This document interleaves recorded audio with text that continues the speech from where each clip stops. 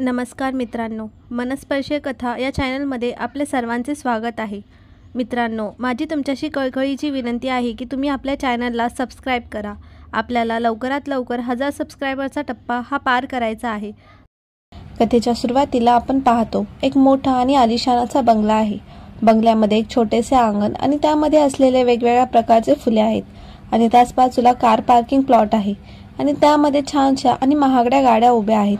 या संपूर्ण दृश्याने आपल्याला माहीत पडते की या बंगल्यामध्ये राहणारे कुटुंब हे खूप श्रीमंत आहे. हा आलिशान बंगला इतर कोणाचा नसून विराज सीताराम पाटील आणि त्याची आई सुजाता सीताराम पाटील यांचा आहे. विराज हा 25 वर्षाचा अतिशय हुशार आणि डिसिप्लिनमध्ये राहणारा एक तरुण बिझनेसमॅन आहे. तो खूपच हँडसम आहे. तरी संपूर्ण शिक्षण हे अमेरिकेमध्ये झाले असल्याने तो तेथील संस्कृतीप्रमाणेच वागतो. विराज हा खूपच रागीट आहे. त्याला लवकरच राग येतो आणि त्याचा देवांवर देखील विश्वास नाही. तर त्या उलट त्याची आई सुजाता ही खूपच साधी आणि देवावर श्रद्धा असलेली आई आहे. ती नेहमी देवाला विराजच्या चांगल्या भविष्याबद्दल प्रार्थना करत असते. विराजच्या वडिलांचा विराज लहान असतानाच कार ॲक्सिडेंटमध्ये मृत्यू झाला. त्यामुळे सुजातानेच विराजचा सांभाळ केला. सकाळची वेळ. सुजाता या किचनमध्ये खूपच खुश होऊन आणि आनंदाने विराजसाठी स्वतःच्या हाताने कॉफी बनवत असते. कारण की विजय हा तब्बल 5 वर्षांनी अमेरिकेहून घरी आला होता.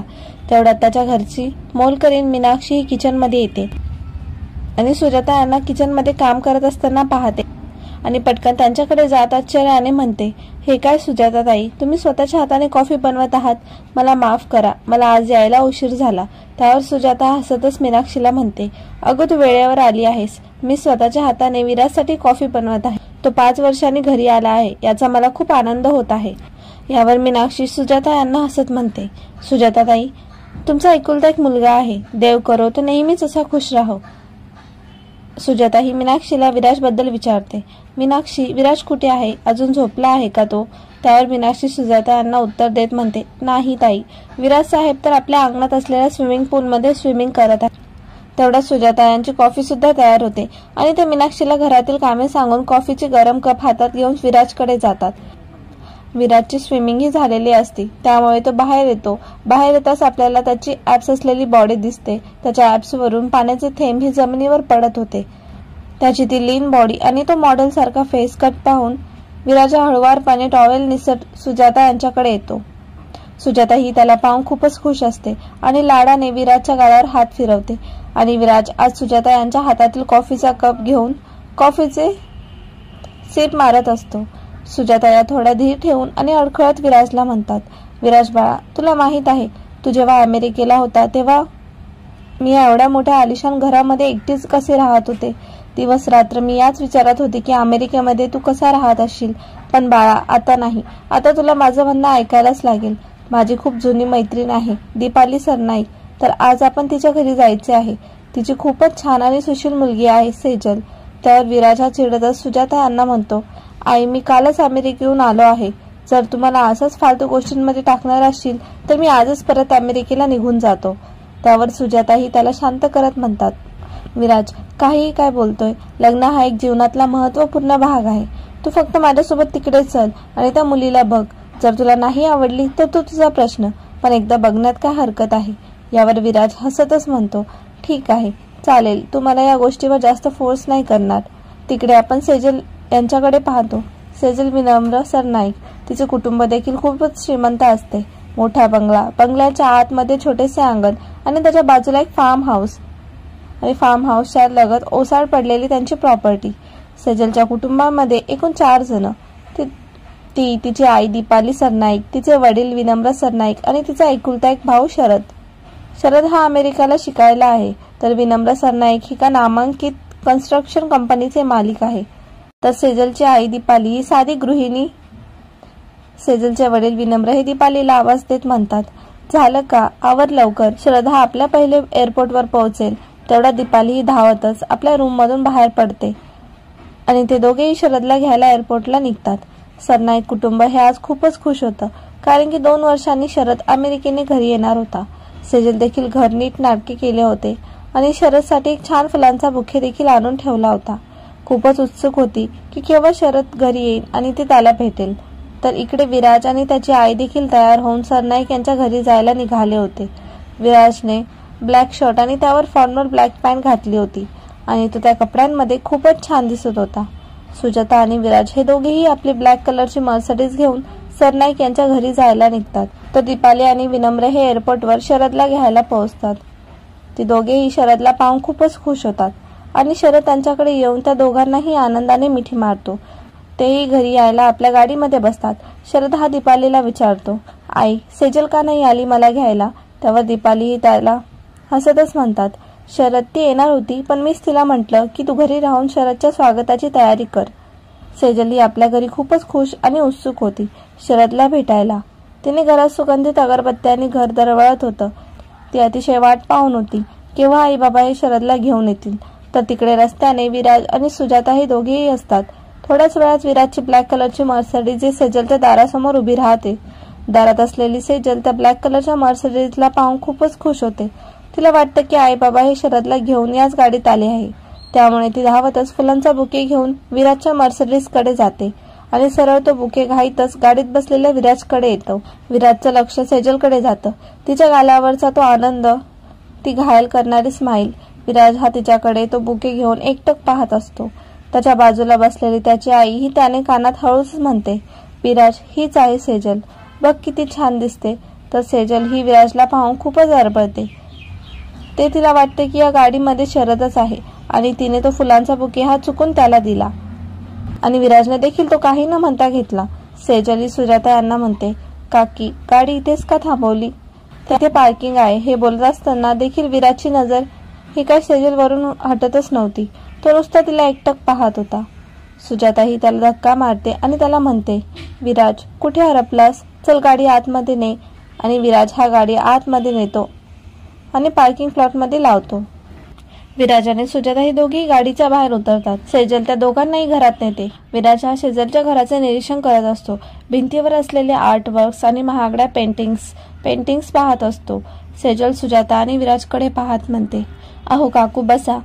त्यावर सुजाता आणि विराज हे दोघेही तिथे असलेल्या सोफ्यावर बसतात आणि सेजल ही किचनमध्ये पाणी घ्यायला जाते. सेजल किचनमध्ये गेल्यावर सुजाता ह्या विराजकडे पाहतात आणि म्हणतात, मग विराज आहे की नाही मुलगी एकदम सुंदर? विराज काय बोलणार तेवढ्यातच सेजल ही किचनमधून पाणी घेऊन येते आणि विराज आणि सुजाता यांना देते. सुजाता ही सेजलला विचारते, काय ग सेजल, तुझे बाबा आणि दीपाली कुठे दिसत नाहीये? त्यावर सेजल ही सुजाता यांना म्हणते, काकू आई आणि बाबा हे दोघेही एअरपोर्टला गेले आहेत शरदला घ्यायला. शरद हा 2 वर्षाहून घरी परततोय.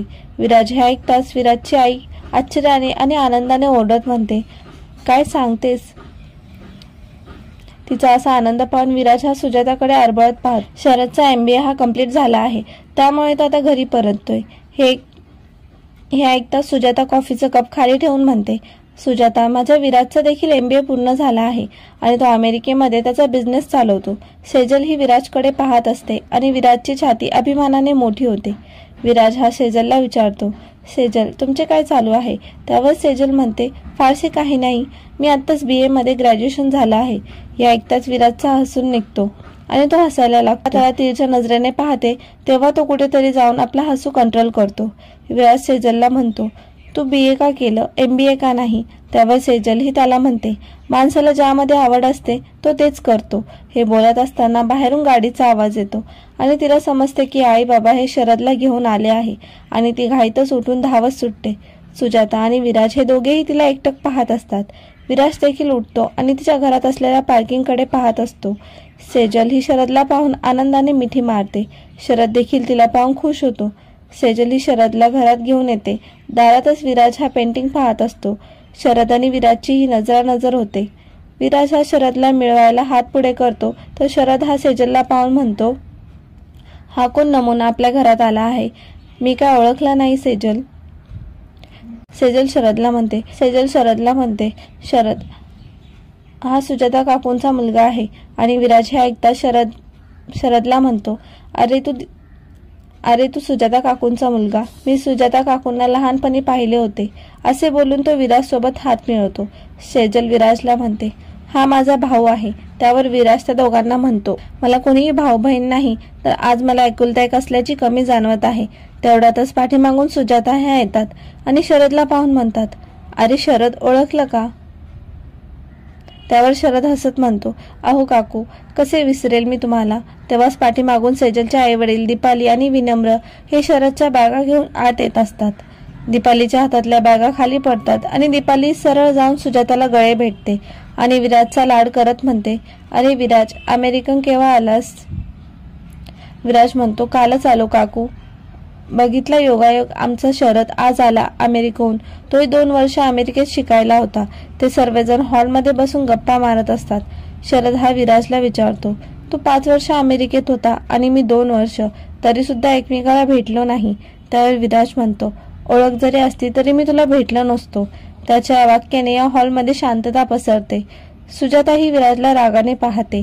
विराजचं लक्ष त्याच्या आईकडे जात असतो. म्हणतो, अरे म्हणजे तसं नाही, मी बिझनेसमध्ये खूप बिझी असतो ना, त्यामुळे आपली भेट सुद्धा झाली नसते. तेवढ्यातच बाहेरून शरदच्या मित्रांचा आवाज येतो. त्यांचा आवाज ऐकता शरद हा धावतच घराबाहेर जातो आणि त्याला सर्व मित्रांनी गळे भेट करतो आणि त्यांच्यासोबत चिल करायला निघून जातो. आता मात्र विराज आणि सेजलच्या एकमेकांसोबत बसले होते. तेवढ्यातच दीपाली सेजलला म्हणते, अरे सेजल, जा की विराजला आपलं अंगण दाखवणे. आणि सेजल आणि विराज हे दोघेही अंगणात फिरत असतात. त्यांचं अंगण खूपच छान होतं आणि ते दोघेही ते अंगण पाहत एकमेकांशी गप्पा मारत असतात. तेवढ्यात त्यांच्या अंगणास सेजल यांनी पाळलेल्या बकऱ्यांचे पिल्लू दिसतात. ते पाहताच सेजल ही त्या पिल्लूंकडे धावत जाते आणि त्यांचा लाड करत असते. हे दृश्य पाहताच विराजला समजते की सेजलचे प्राणीमित्रावर खूप प्रेम आहे. तर घरामध्ये सुजाता ही विराजच्या आणि सेजलच्या लग्नाबद्दल बोलत दीपाली आणि विनम्र हे दोघे खूप खुश असतात. त्यांच्या या लग्नासाठी होकार होता. विराज हा सेजलकडे जाऊन म्हणतो, आपण आता माझ्या गाडीत कॉफी प्यायला जायचे का. त्यावर सेजल ही आपल्या हातात असलेली घडी पाहते आणि म्हणते, सॉरी, पण ते आता शक्य नाही. काय आहे, माझ्या प्रार्थनाचा वेळ झाला आहे, तर मी प्रार्थनाला जाते. तुम्ही या बकऱ्यांसोबत तोपर्यंत खेळा. ते म्हणून सेजल ही तिथून जाते आणि विराजला हे देखील समजते की सेजल ही खूपच धार्मिक मुलगी आहे. आणि रात्रीची वेळ जेव्हा विराज आणि सुजाता हे आपल्या घरी परततात तेव्हा विराज हा गालातल्या गालात हसत असतो. त्याला असं पाहून सुजाता म्हणते, मग विराज, कशी वाटली सेजल. त्यावर विराज हा रूढ स्वरात म्हणतो, कशी वाटली म्हणजे मुलीप्रमाणेच 2 डोळे, 2 कान, 1 नाक. त्यावर सुजाता ही हसतच म्हणते, म्हणजे तुला ती आवडली ना. आणि हे ऐकताच विराज देखील लाजेने लाल होतो. तर तिकडे सेजलच्या घरी शरद आणि सेजल हे दोघेही लुडो खेळत बसलेले असतात. जेव्हा लुडोमध्ये सेजल ही जिंकते तेव्हा ती आनंदाने शरदला चिडवत असते. त्यांचा खेळ झाल्यावर दीपाली या शरदला आपल्याकडे बोलवतात. शरदही त्यांच्याकडे जातो. दीपाली या शरदला म्हणतात, शरद, तुला तो विराज कसा वाटला. त्यावर शरद हा प्रश्नार्थक नजरेत म्हणतो, म्हणजे मला काही समजले नाही. त्यावर दीपाली या शरदला म्हणतात, ते काय आहे. त्या विराजच्या आईने आपल्या सेजलला सून बनवायचे ठरवले आहे. तर मग मला तुझं मत सांग. त्यावर शरद म्हणतो, तसं तो विराज मला थोडाफार राईट दिसला, पण तो एक बिझनेसमॅन आहे आणि तेही एवढ्या कमी वयात चांगलं शिक्षण देखील आहे. मग मला यामध्ये काही हरकत नाही वाटत. हे बोलता शरद दीपालीला म्हणतो, पण आई, सेजलचं काय म्हणणं आहे. त्यावर दीपाली म्हणते, शरद, मी अजून तिला काही विचारलं नाही. तू पण तिला सध्या काहीच नको म्हणू. आजचा भाग कसा वाटला कमेंटमध्ये नक्की सांगा आणि व्हिडिओला लाईक करा. चॅनलवर नवीन असाल तर सबस्क्राईब करा. पुढील भाग लवकरच येईल. धन्यवाद.